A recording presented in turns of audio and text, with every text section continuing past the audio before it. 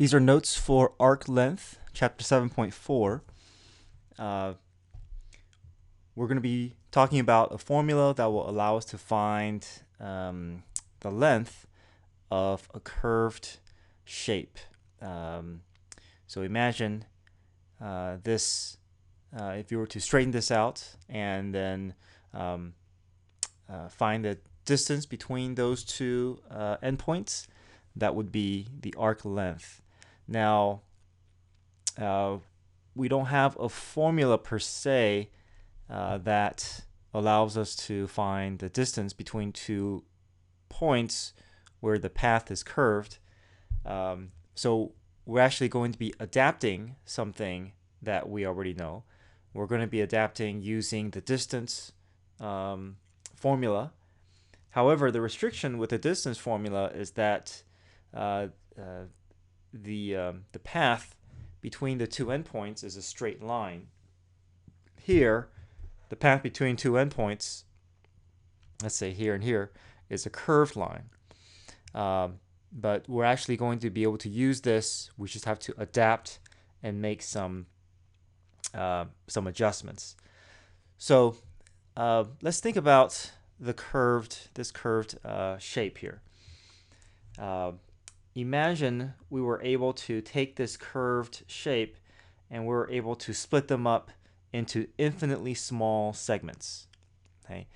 Now, if you were to split this up into infinitely small segments, then each segment is essentially going to become a straight line segment because the distance between the two endpoints are so small that the curvature is going to essentially disappear.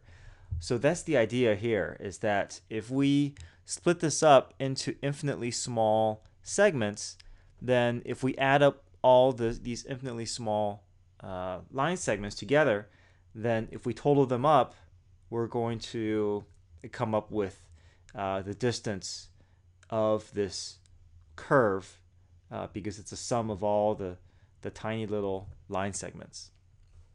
Okay, so that's what we're going to do here. We're going to start off with our distance formula, and we're going to find the distance between these two segments, x of 1 minus x of 1 minus I, plus y sub I minus y sub I minus 1. So we're adapting the formula to allow for us to find or to add up these many line segments. So x sub I minus x sub I minus 1, we can think of that as delta x, change in x. And then y sub I minus y sub I minus 1, we can think of it as change in y, or delta y. Now we want to rewrite this formula in a way that is going to be easier for us to use. Now, something that we've been that we've been using so far has been derivatives. So something that will be easier is if we can rewrite and adapt this distance formula to involve derivatives. Okay, so this is what we're going to do.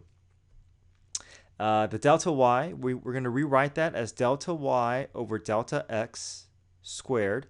But because we're adding this delta x squared, we have to balance by having delta x squared in the numerator as well. So delta x squared, these cancel out, right? Essentially leaving us back with delta y squared. So going from this step to this step, we were adding the delta x's numerator and denominator, but essentially we're not changing the expression. All right, next step. Now delta y over delta x, we know this is representative of slope. And when we think of slope, we can also think of derivative. So we can replace delta y over delta x with slope, but then also with a derivative notation, because delta y over delta x sub I is represented by the derivative of c sub I. So we can replace this with f prime of c. We still have the squared there. Okay. And also, what we've done is we've taken the delta x sub I squared and we've distributed through with this delta x.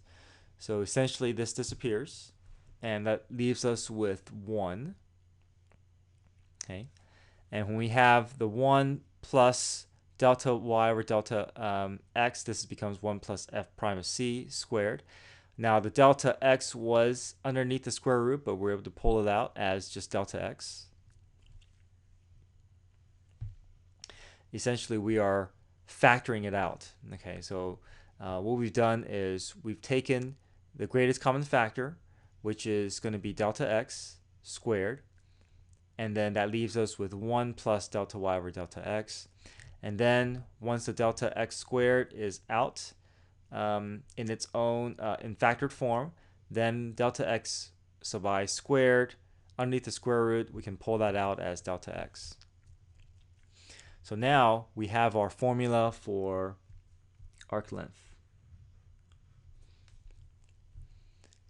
Okay, so this derives from the distance formula, but now we are just taking adding infinitely many line segments in order to find the distance between those 2 points along that curved path. All right, so now let's look at example 1. Find the arc length of the graph y equals x cubed plus 6 plus 1 over 2x on the interval from 1/2 to 2. We're just going to go straight into using our formula, which is integral from a to b square root of 1 plus f prime of x quantity squared. So our f of x is given by x 1/6 x cubed plus 1/2 x to the negative 1. We find the derivative using power rule. We're left with x squared over 2 minus 1 over 2x squared. So that will go in place of what's inside the parentheses because the formula calls for 1 plus f prime squared. Now this takes a little bit of algebraic work here. We have to expand this, so we distribute through and we expand, we combine like terms. Once we combine like terms, we can factor out the 1/4. Once we factor out the 1/4,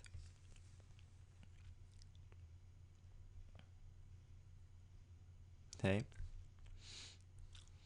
then we're left with 1/2. And the square root and the square will cancel out, leaving us with just this notation. If we distribute this through, we can then go through power rule.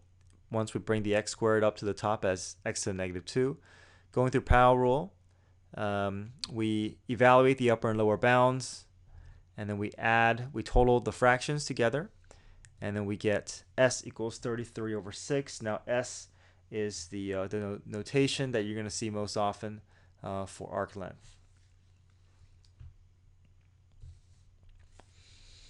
Okay, example 2, find the arc length of the graph y minus 1 cubed equals x squared on the interval from 0 to 8. Well, we can adjust this equation here. We have x equals square root of y minus 1 cubed. Now everything is in terms of x here. Well, here's our equation. But we can adjust this so that we can use y values instead. So remember, with arc length, we can either use in terms of x, square root of 1 plus f prime squared dx from a to b. These are all x values. Or we can do everything in terms of y. 1 plus g prime of y squared dy. A and b are now y values. So we can do that for this. Okay, now we're finding the derivative of x with respect to y. So now we solve for x, find the derivative. So now this is the independent variable here. Go through chain rule, bring down the 3 halves, keep the parentheses, subtract 1 from the exponent, multiply by the inside function's derivative. So now dx over dy, or y prime, is 3 halves y minus 1 to the 1/2. Okay, so our lower and upper bounds are now y values from 1 to 5. Notice that initially they gave us 0 to 8, but we also have the graph in front of us. So we look at the y values at those corresponding points from 1 to 5. Okay, so square root of 1 plus f prime of y squared. We can evaluate that. The square root and the square cancels out. The answer is 9/4 times y minus 1. We distribute through. And once we have these fractions, we can clean this up a little bit, find a common denominator. 1 square root of 1/4 is just 1/2 on the outside. And now we're ready to find the integral. So the integral of 9y minus 5 to the 1/2, we can go through u substitution. U is 9y minus 5.